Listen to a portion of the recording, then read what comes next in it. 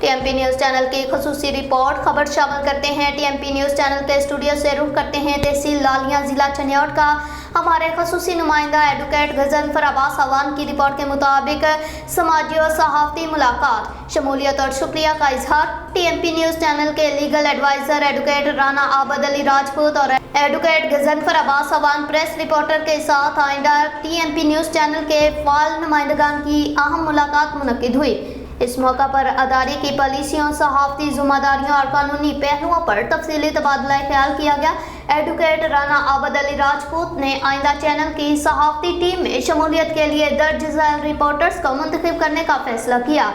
AD Chaudhary, Malak Imran Qureshi, advocate Munir Shahbaz लाली, राना मोहम्मद अशरफ कानूनी और सहाफ़ती रहनुमाई मुलाकात के दौरान एडवोकेट राना आबद अली राजपूत ने रिपोर्टर्स को मीडिया के कानूनी तकादों और सहाफ़ती असूलों के बारे में रहनुमाई फराहम की।